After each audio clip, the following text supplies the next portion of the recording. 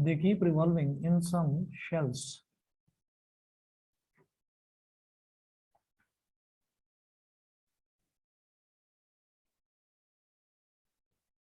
They keep revolving in some shells. कुछ इस तरह से होता है कि इसको एक सर्कल बनाकर उसके अंदर एक ना प्लस का साइन बना लीजिए, पॉजिटिव सिंबल बना लीजिए सर्कल बनाकर, और ये पहला शेल, इसमें 2 इलेक्ट्रॉन आते हैं मैक्सिमम। ये दूसरा शेल, इसमें 1 2 3 4 5 6 7 8, इसमें 8 इलेक्ट्रॉन्स आते हैं। ऐसे ही तीसरा शेल, ऐसे ही चौथा शेल, तो 4 शेल्स होते हैं। पहले शेल को बोल दिया के, दूसरे शेल को बोल दिया एल, तीसरे को बोल दिया एम, और यहां पर लिख दीजिए and so on, and so on. इसी तरीके से हम तो स्टडी करने के लिए 4 शेल्स देख लेते हैं, लेकिन और जो बड़े एलिमेंट्स हैं, यानी कि जिनका बहुत बड़ा बड़ा बहुत ज्यादा ज्यादा एटॉमिक नंबर है, तो उनके लिए शेल्स जो है वो 4 से भी ज्यादा हो जाती हैं, 5 शेल हो जाती हैं, 6 शेल हो जाती हैं। शेल का मतलब क्या है? सर्टेन ऑर्बिट्स, उन्हीं ऑर्बिट्स में इलेक्ट्रॉन्स रिवॉल्व करते रहते हैं। ये नहीं कि कहीं भी रहेंगे एटम के बाहर, चल भाई चल तू उधर चला जा, तू उधर चला जा, इधर उधर घूम रहे हैं, नहीं। पर्टिकुलर शेल्स हैं, उन शेल्स के अंदर ही कि भाई आपका जो पेरीफेरी है, आपका जो लोकस है वो यही है, आपको इधर ही घूमना है, इसके उधर उधर नहीं जाएंगे आप। ठीक है, तो ये इलेक्ट्रॉन्स का होता है कि इलेक्ट्रॉन्स जो हैं वो एक जगह मतलब पर्टिकुलर शेल्स में रोटेट करते रहते हैं। ठीक उसके बाद एटम सबसे छोटा छोटा पार्टिकल होता है, ये तो हम जानते हैं, लेकिन उसके अंदर इलेक्ट्रॉन्स हैं, प्रोटॉन्स हैं, न्यूट्रॉन्स हैं। इसका किसी ने तो इन्वेंशन किया होगा ना, तो जरा इनके इन्वेंशन देखते हैं, इनका इन्वेंशन कैसे हुआ। तो सबसे पहला इन्वेंशन कह रहा हूँ, सॉरी, डिस्कवरी, क्योंकि ये नेचर में पहले से ही मौजूद थे। तो पहला नोट करेंगे आप, हेडिंग डालेंगे discovery of electron.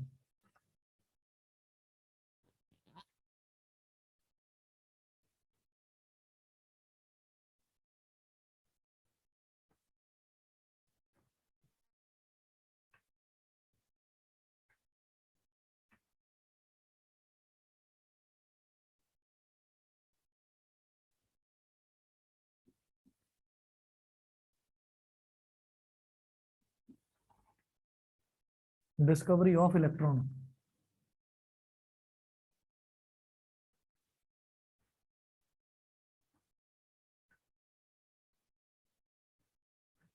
Discovery of electron में नोट करें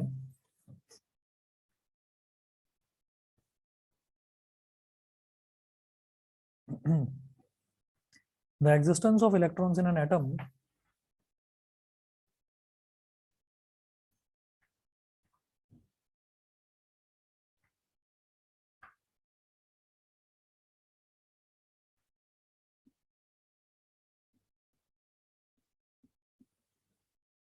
the existence of electrons in an atom the existence of electrons in an atom was shown by J.J. Thomson in 1897.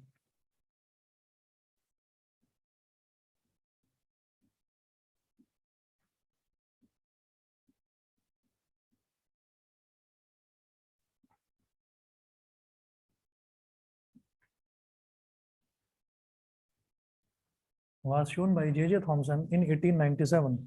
Full stop.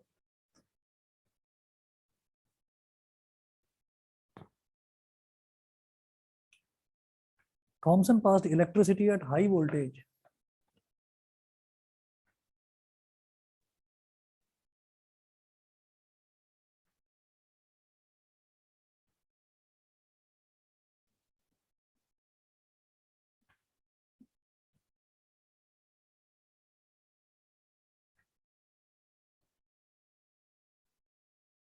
Thomson passed electricity at high voltage through a gas at very low pressure.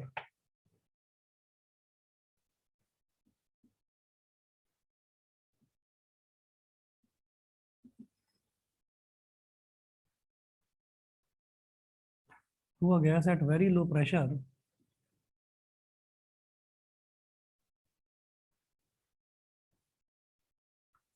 pressure taken in a discharge tube.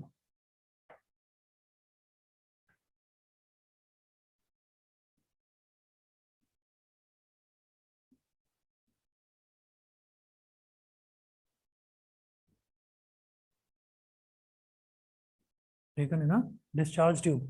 अभी ये high voltage क्या होता है, discharge tube क्या होता है, अभी सारी चीज बताता हूँ, पहले सिर्फ नोट कर लीजिए इसको फिर बताता हूँ। उसके बाद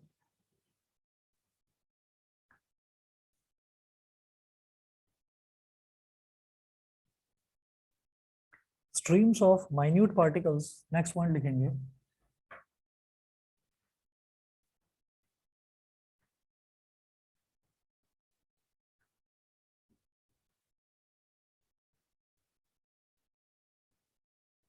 Streams of minute particles were given out by the cathode.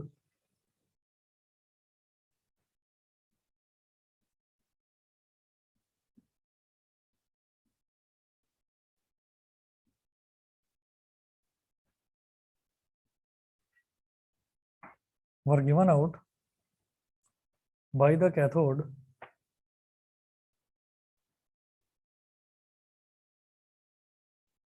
Bracket में लिखिएगा negative electrode, negative electrode. These streams of particles are called cathode rays.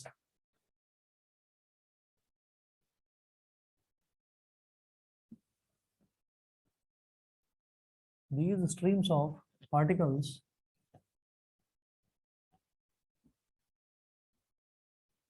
are called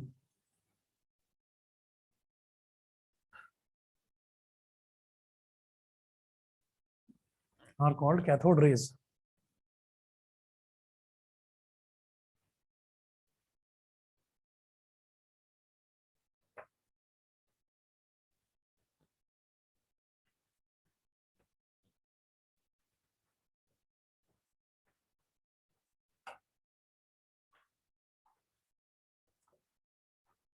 अच्छा, जैसे ये कैथोड रेज लिखा है ना, यहाँ आगे ये और लिख लेना,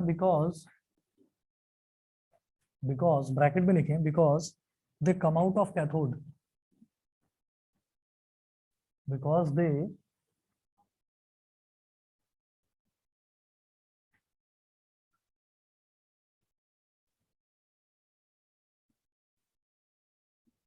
come out of cathode. Next point लिखेंगे, cathode rays consist of small negatively charged particles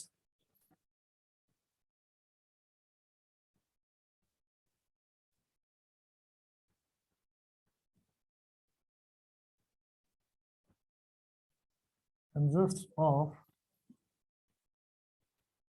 cathode rays consists of negatively charged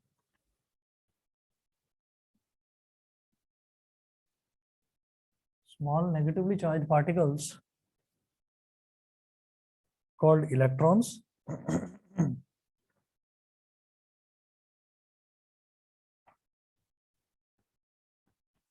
called electrons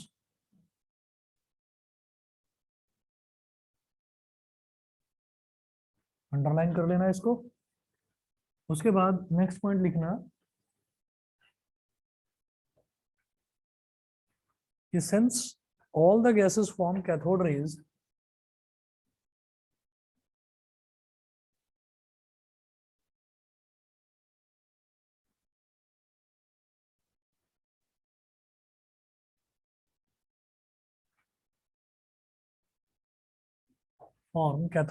comma, it was concluded that all the atoms contain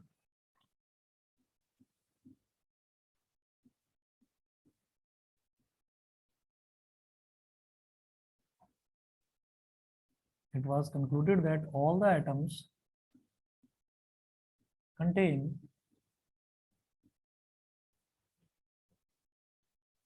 negatively charged particles called electrons.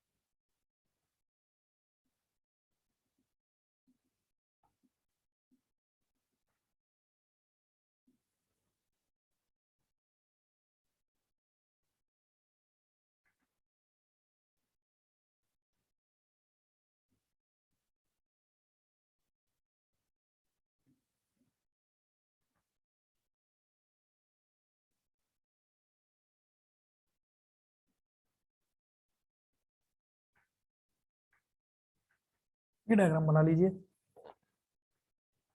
और diagram में लिखिएगा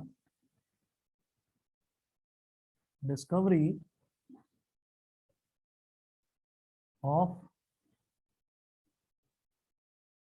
electrons.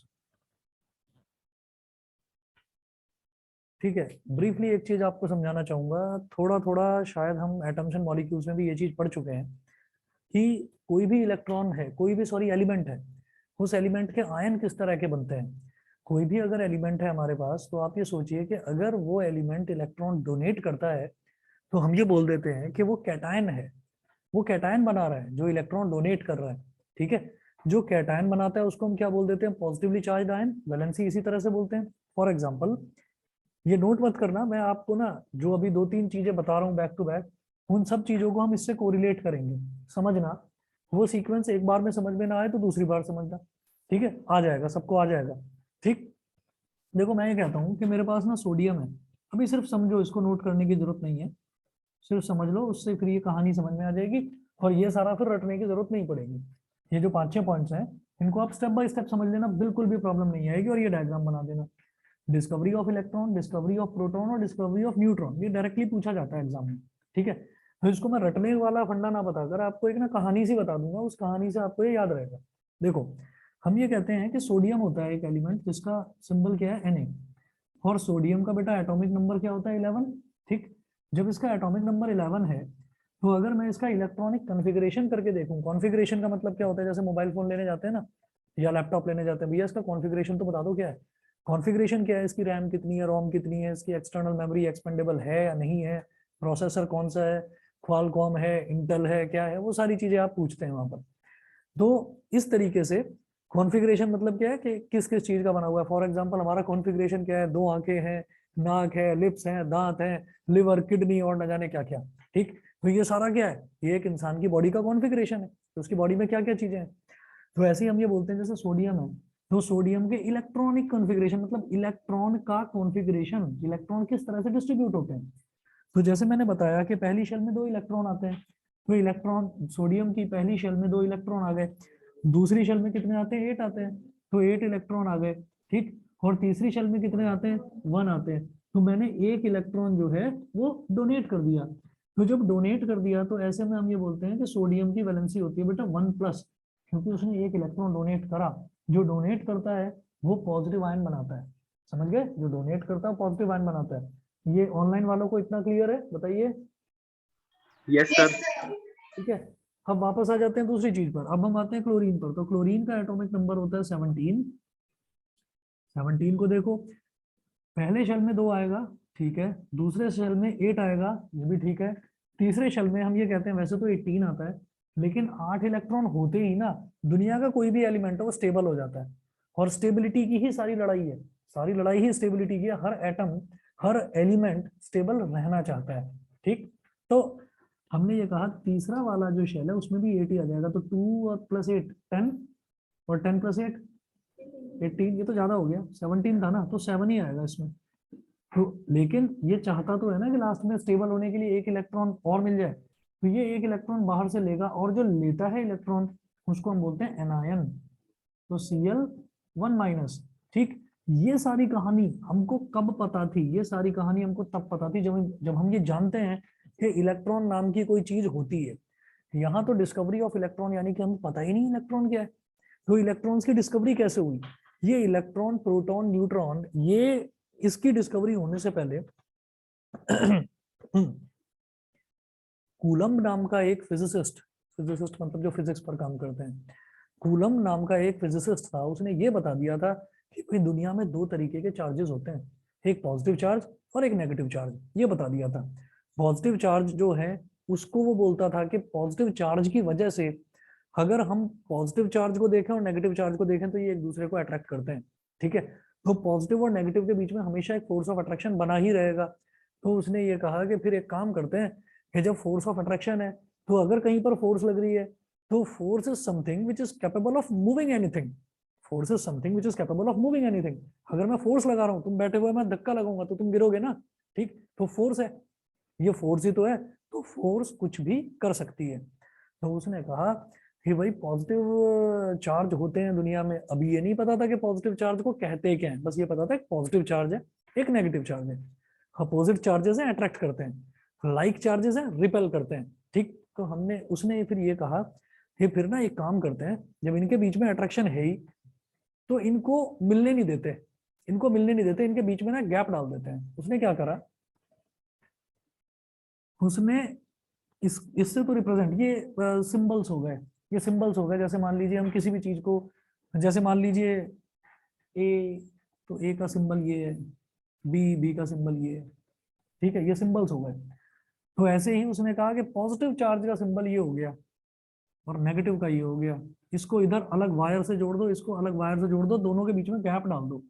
Gap नहीं होगा तो positive negative को attract कर लेगा, attract करेगा तो वो न्यूट्रल हो जाएंगे। भाई उनको स्टेबिलिटी चाहिए थी, पॉजिटिव को नेगेटिव चाहिए था, नेगेटिव को पॉजिटिव चाहिए था, दोनों मिल गए, खत्म काम। इस पर आ जाओ, सोडियम के पास एक इलेक्ट्रॉन एक्स्ट्रा है, ये दे देगा। अब देगा किसको, हवा में थोड़ी उड़ा देगा, ऐसा किसी ने किसी को तो चाहिए ना, जिसको चाहिए उसी को तो देगा। ऐसी थोड़ी कि ऐसी फेंक दिया उसको इलेक्ट्रॉन को। क्लोरीन है, क्लोरीन को एक इलेक्ट्रॉन चाहिए, लेगा किससे, अवेलेबल ही नहीं है।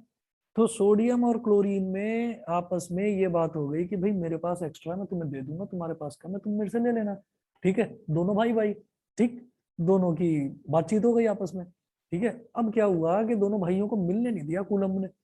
उसने कहा कि इनको अनस्टेबल रहने दो, अनस्टेबल रहेंगे तो फिर ये फोर्स लगाते रहेंगे, लगाते रहेंगे। उसको ये रहेगा कि मेरे को इलेक्ट्रॉन चाहिए, उसको ये रहेगा मेरे को इलेक्ट्रॉन देना है, तो फोर्स लगाते रहेंगे।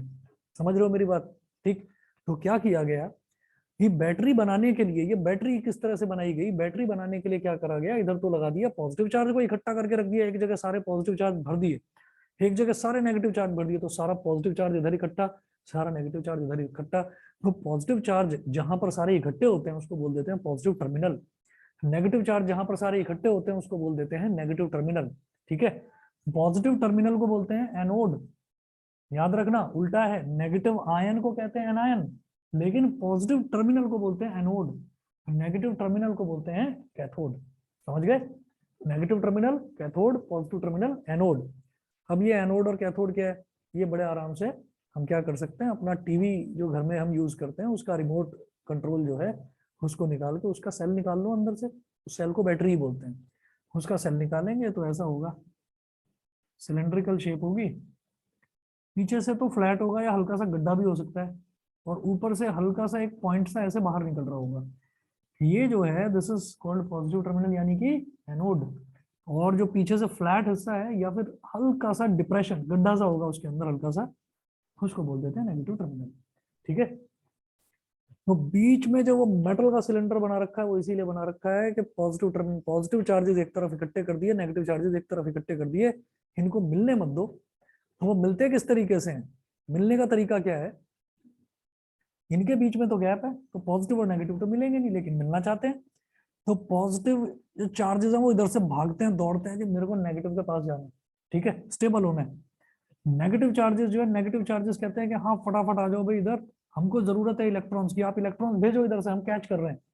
तो जब उसको ये स्मॉलेस्ट रास्ता तो दिखाई नहीं देता, क्यों, क्योंकि गैप डाल दिया, एयर गैप डाल दिया, और यहाँ जो लंबा रास्ता है यहाँ पर वायर कनेक्ट कर दिया, तो सारे इलेक्ट्रॉन्स इस तरह से फ्लो करते हैं, and the flow of electrons is called electronics, और उसी को हम कहते हैं इलेक्ट्रिक करंट का फ्लो।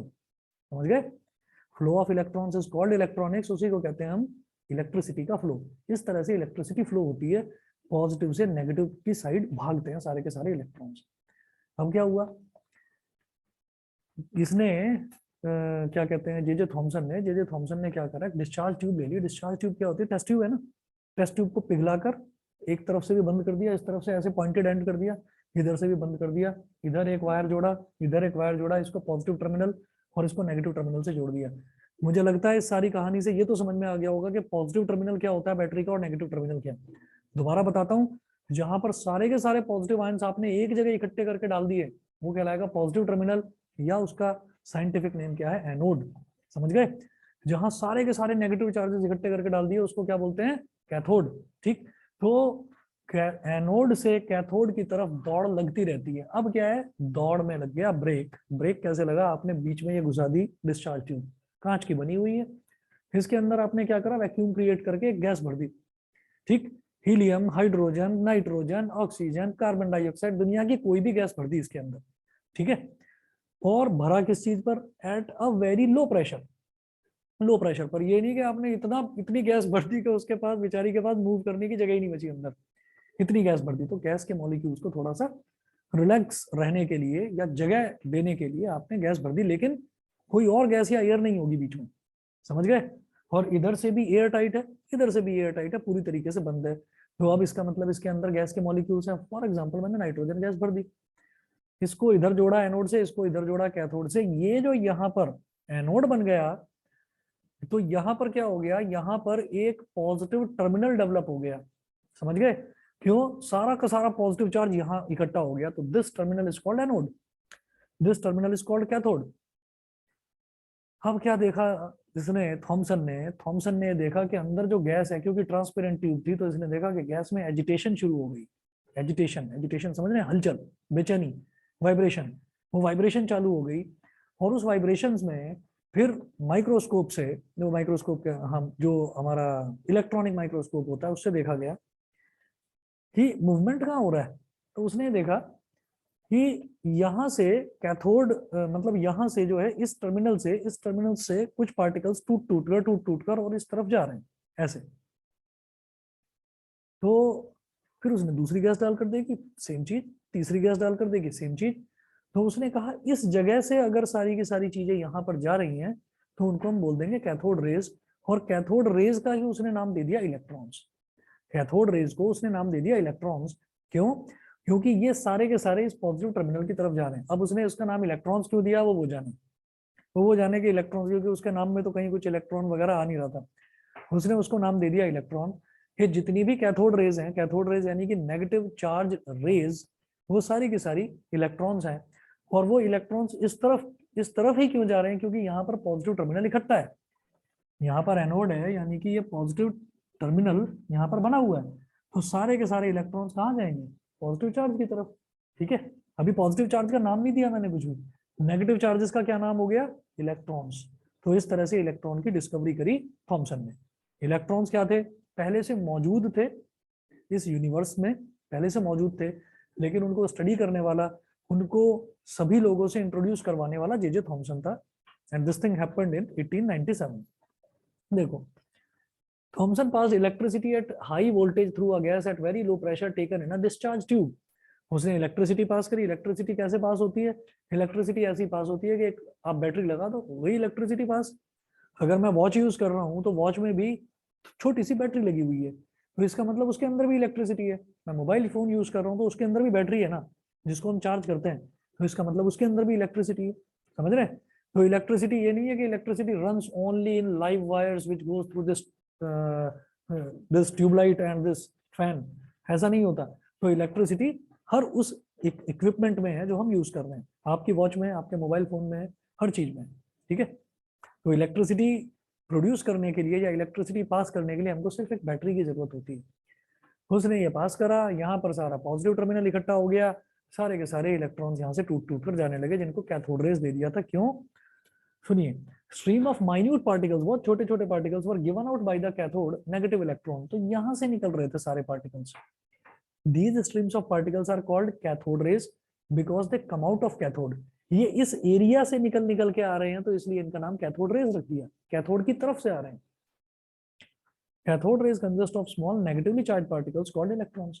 वही नेगेटिवली चार्ज। अच्छा, नेगेटिवली चार्ज क्यों है भाई? पॉजिटिव की तरफ कौन जाएगा? नेगेटिव ही तो जाएगा, क्योंकि पॉजिटिव पॉजिटिव तो रिपेल करते हैं। कहानी समझ में आ गई? ठीक है, इसको याद करने की जरूरत तो नहीं पड़ेगी ना, समझ गए। उसने क्या बोला फिर? Since all the gases form cathode rays, मतलब कोई भी गैसेस डालो, कोई पर्टिकुलर गैस नहीं डालनी।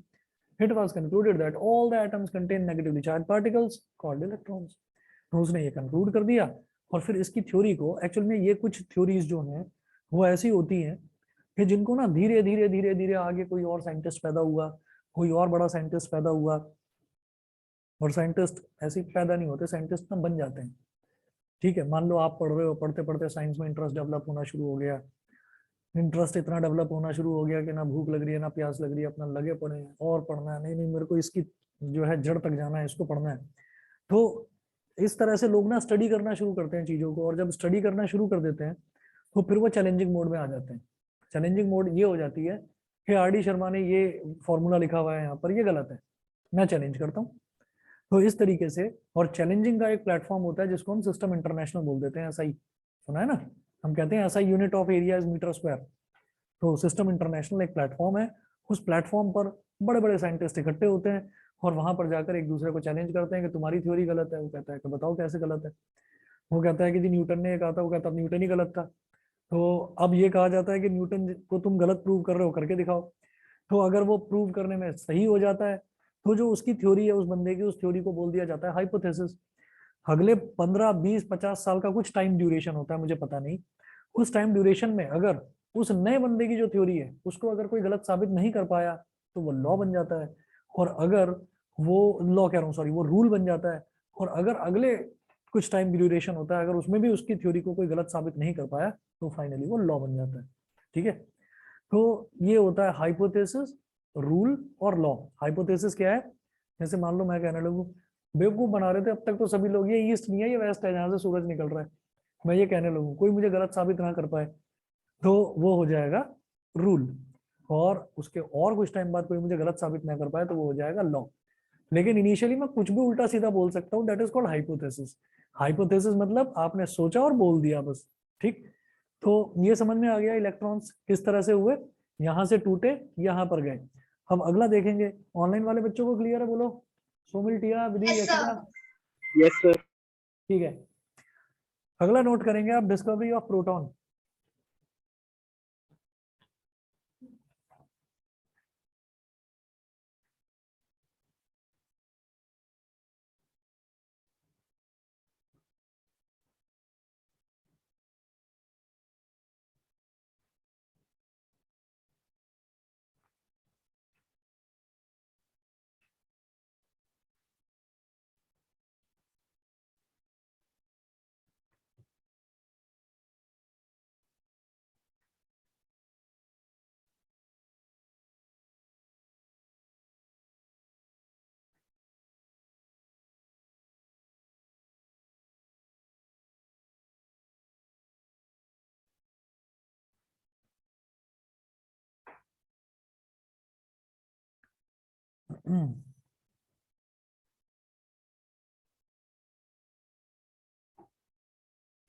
नोट करें, the existence of protons in the atoms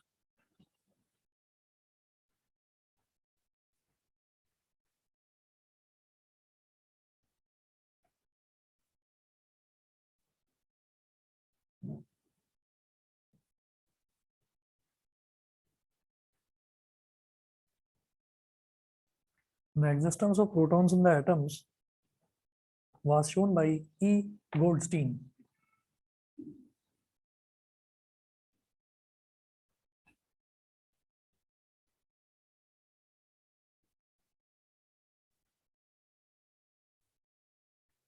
The existence of protons in the atoms was shown by E. Goldstein. Full stop. Next point लिखेंगे, when Goldstein passed electricity at high voltage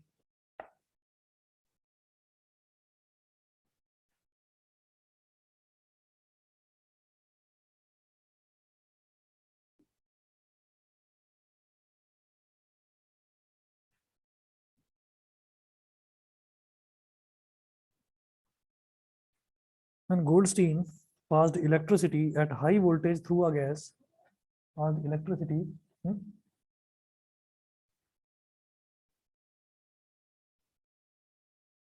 at high voltage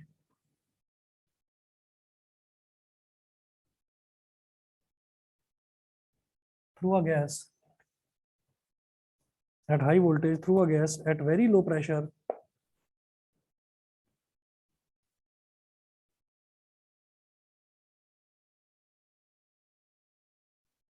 at very low pressure, taken in a discharge tube.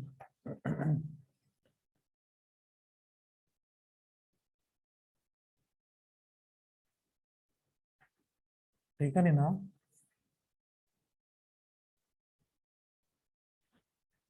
in a discharge tube, comma, streams of heavy particles were given out by the anode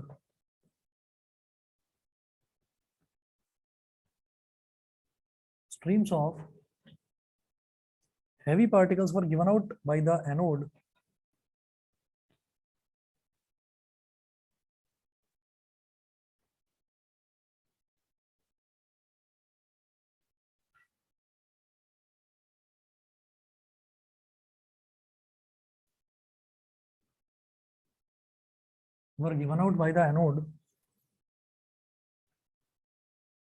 bracket में लिखना positive electrode.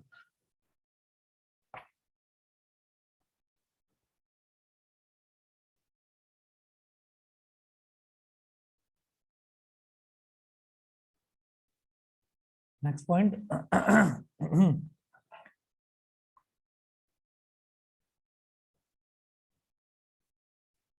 these streams of particles are called anode rays.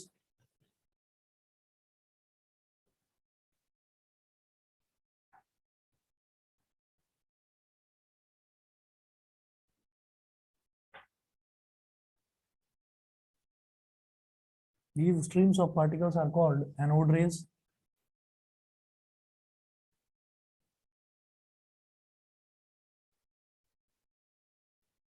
As they come out of the anode. As they come out of the anode.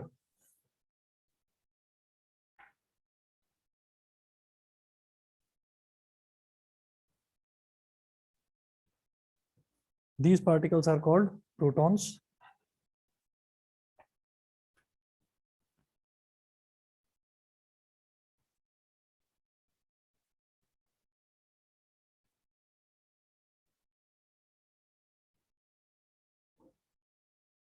These particles are called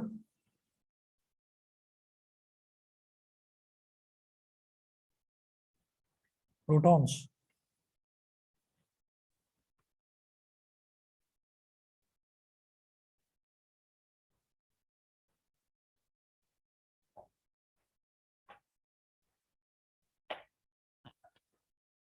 बिल्कुल same कहानी है, वो आप यहाँ पर बनाकर दिखाएंगे इस तरफ।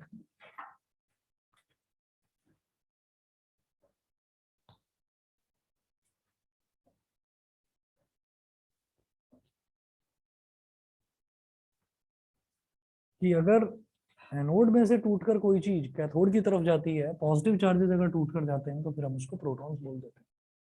ठीक है।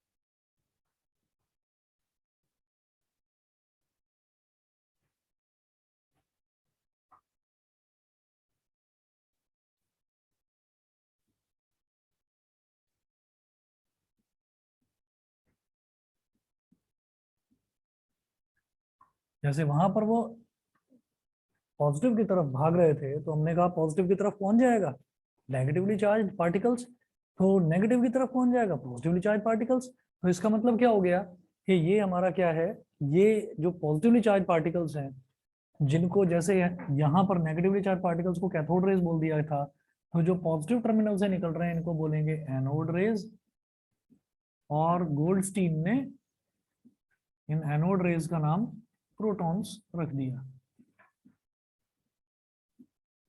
और आप ये देखें, आपने एक की डिस्कवरी याद करी, दूसरे की अपने आप हो गई, कोई प्रॉब्लम नहीं, बिल्कुल सेम है। The existence of protons in the atoms was shown by E Goldstein. Next point आप मेंशन करेंगे, ये इतना आपको एग्जाम में मेंशन करना है। ठीक है, कहानी शायद आपको समझ में आ गई होगी।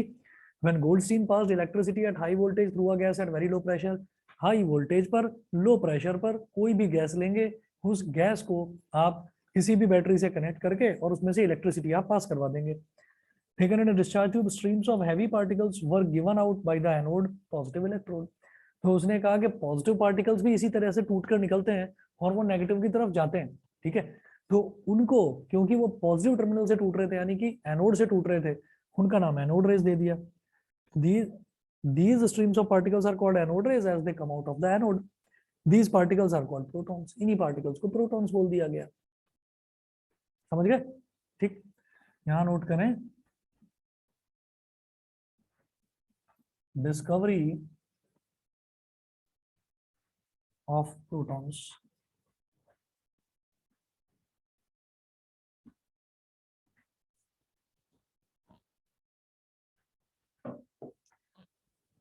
अच्छा जी, अब इतना हो गया, तो इतने के बाद में आता है न्यूट्रॉन। नोट करिए,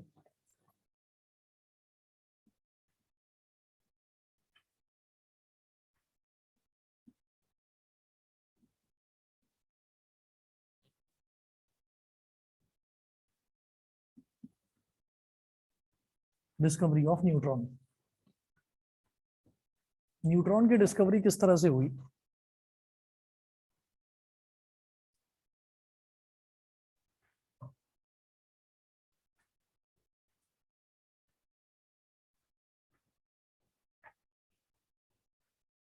देखो ऐसा होता है, अभी जो आपको समझा रहा हूँ वो मैं अभी लिखवाऊंगा। अभी पहले एक चीज देखिए, मैं कुछ चीजें लिख रहा हूँ वो आपको अभी नोट नहीं करनी, सिर्फ समझनी है। देखो ऐसा होता है कि जब हमने एटॉमिक मास पढ़ा था ना, तो एटॉमिक मास को हमने कुछ इस तरह से पढ़ा था कि कार्बन को रेफरेंस में रखकर कार्बन से कंपेयर करे जाते हैं दुनिया के जितने भी एलिमेंट्स हैं, और क्या कार्बन का जो एटॉमिक मास है वो 12 होता है, ये देखा जाता है। अब सवाल ये उठता है कि एक चीज होती है एटॉमिक नंबर। एटॉमिक नंबर को ये बोल देते हैं कि जितने उसके अंदर प्रोटॉन्स हैं वो ही एटॉमिक नंबर होता है। समझ रहे हैं? देखो जरा, मैं अभी सिर्फ लिख रहा हूं, इस चीज को बाद में भी मैं मेंशन करूंगा। एटॉमिक नंबर, अगर मैं कार्बन की बात करूं तो कार्बन का एटॉमिक नंबर होता है बेटा 6, ठीक है। और एटॉमिक नंबर होता है किसके बराबर? नंबर ऑफ प्रोटॉन्स के बराबर। ये जो इलेक्ट्रॉन्स है ना, ये इतने छोटे और इतने हल्के होते हैं, इधर उधर इधर उधर इधर उधर घूमते रहते हैं, कभी एक साथ तो रहते नहीं। तो हम ये कह देते हैं इलेक्ट्रॉन्स का मास इतना कम, इतना छोटा होता है कि इट कैन बी इग्नोर्ड। लेकिन प्रोटॉन्स का मास कोई छोटा नहीं होता, कोई कम नहीं होता। तो हमने क्या करा कि जो ये नंबर ऑफ प्रोटॉन्स हैं, ये नंबर ऑफ प्रोटॉन्स हैं, ये नंबर ऑफ प्रोटॉन्स तो हमको ये बता देते हैं कि एटॉमिक नंबर कितना है, ठीक है। और इलेक्ट्रॉन्स का मास नेग्लिजिबल होता है, तो it can be ignored, electrons के मास को इग्नोर कर दिया जाता है। तो प्रोटॉन्स तो केवल 6 थे, प्रोटॉन्स तो केवल 6 थे, उसका एटॉमिक मास 12 कैसे हो गया?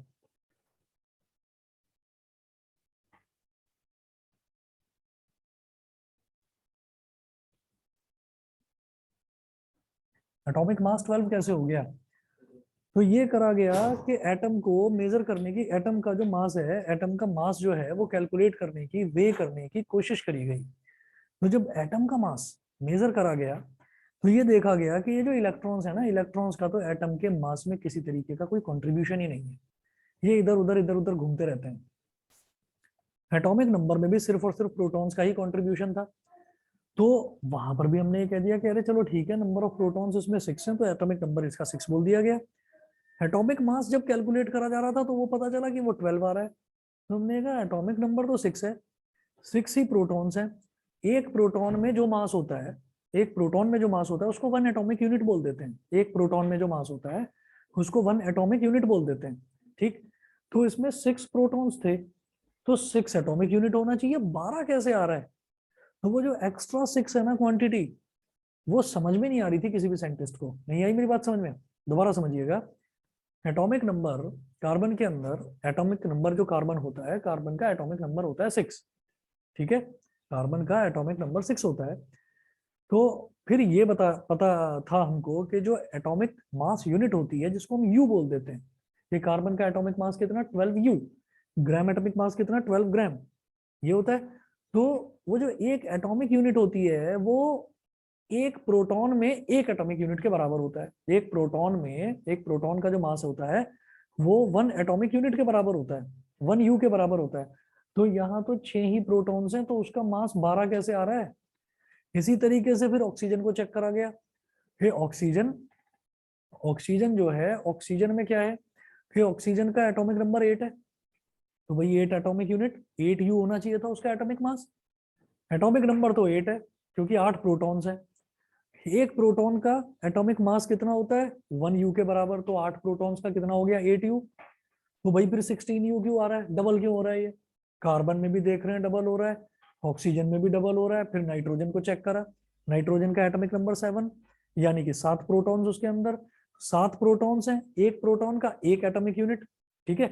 जब एक का मास 1 U के बराबर है तो 7 का मास 7 U के बराबर होना चाहिए, उसका 14 क्यों है? फिर डबल हो रहा है। तो शेडविक ने इस बात को पकड़ा और शेडविक ने ये कहा कि जो प्रोटॉन्स है ना, प्रोटॉन्स तो हैं ही जिनका 1 U होता है, एक तीसरा भी सब एटॉमिक पार्टिकल है जो कि न्यूक्लियस के अंदर ही रहता है, उसको हम न्यूट्रॉन बोल देते हैं। उनका भी मास, हर एक न्यूट्रॉन का मास 1 U के बराबर होता है। तो फिर बाकी सारे साइंटिस्ट जो है वो लग गए उसके पीछे, तेरी हिम्मत कैसे हुई, तूने कैसे फालतू की बात कैसे करी, ऐसे कैसे न्यूट्रॉन फालतू में, है ना। तो उसने कहा कि नहीं नहीं रुक जाओ, 1 मिनट शांत रहो।